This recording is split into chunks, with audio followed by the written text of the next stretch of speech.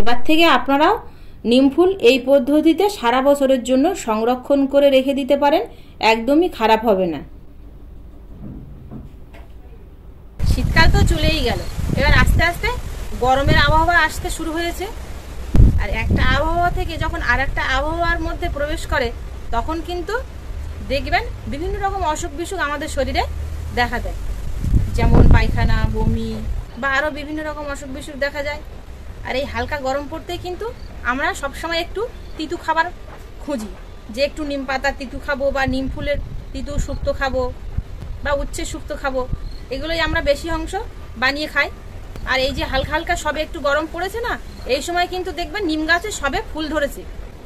তো এই নিম ফুলটা কিন্তু বছরে একবারই হয়, আর সারা বছর আর দেখতে পাওয়া যায় না।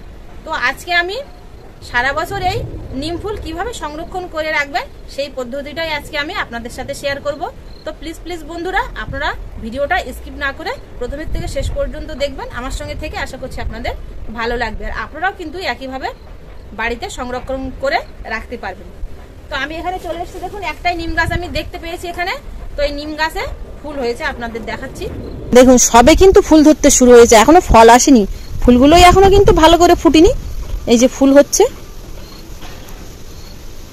নিম পাতার থেকেও কিন্তু নিম ফুল খেলে বা নিম ফুলের শুক্তো, ভাজা, আপনারা যাই বানিয়ে খান না কেন শরীরকে ঠান্ডা করে নিম পাতার থেকেও। নিম পাতা তো সবসময় পাওয়া যাবে, কিন্তু নিম ফুল পাওয়া যাবে না। এই নিম ফুল আমি ভেঙে নেবো, ডাল সমেত ভেঙে নেব, এরকম কিছুটা রেখে মাথার থেকে এইভাবে ভেঙে নেব।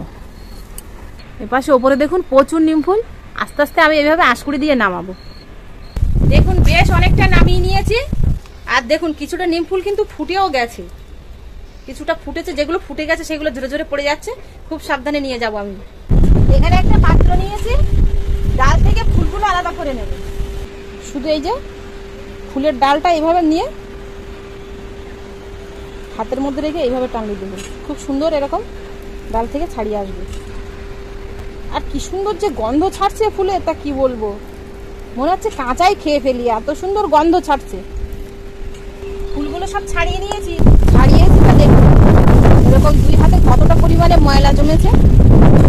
আর গাছে থাকে তো সেই জন্য কিন্তু হাওয়া বাতাসের সঙ্গে এর সঙ্গেও ময়লা ওড়ে, সেই সব ময়লাগুলো সবই ফুল বা পাতা সব কিছু গায়ে লেগে থাকে, পরিষ্কার জল দিয়ে ধুয়ে আনতে হবে।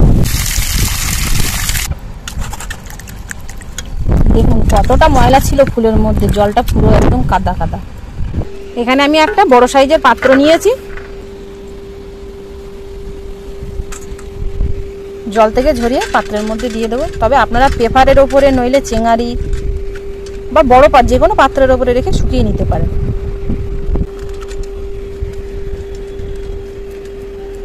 সবটুকু খেলিয়ে দিয়েছি, পুরোপুরি শুকিয়ে গেলে আবার আসছি। দুদিন সময় নিয়ে খুব ভালো করে শুকিয়ে নিয়েছি। আর দেখুন পুরো এক থালা দিয়েছিলাম, আর শুকানোর পরে দেখুন ঠিক এরকম অল্প কটা হয়ে গেছে। আর শুকিয়ে দেখুন একদম এরকম মড়মড়ে হয়ে গেছে, বলো চাপ দিলে দেখুন ভেঙে যাবে। এগুলো একটু ভেঙে নেবো হালকা করে। এই যে কিছু লম্বা লম্বা শীষগুলো আছে না, এগুলো একটু ফেলে দেই, তবে না ফেলে দিলেও কিন্তু চলবে।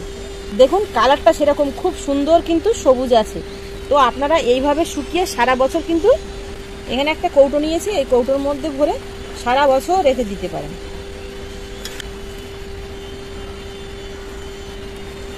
কৌটোর মুখটা বন্ধ করে দেবো, প্লাস্টিকের কৌটো রাখলেও অসুবিধে হবে না। সারা বছর যদি এইভাবে রেখে দেন তাহলে কিন্তু একদমই খারাপ হবে না। গরম শীত এই দুটো সময় তো খারাপ হবে না, কিন্তু একমাত্র খারাপ হওয়ার চিন্তা হবে বর্ষাকালে। তো বর্ষাকালের দিনে আপনারা একটু রৌদ্রে দেবেন কৌটোর সময়, কিংবা কৌটোর থেকে বের করে, তাহলে দেখবেন সারা বছর আপনারা রেখে শুক্তো রান্না করে বা ভাজা রান্না করে খেতে পারবেন। পদ্ধতিটা কেমন হলে অবশ্যই কমেন্টে জানাবেন, ভালো লাগলে বন্ধু হয়ে পাশে থাকবেন। আবারও দেখা হবে আপনাদের সাথে পরবর্তী নতুন কোনো ভিডিওতে। ততক্ষণ আপনারা সবাই ভালো থাকবেন ও সুস্থ থাকবেন।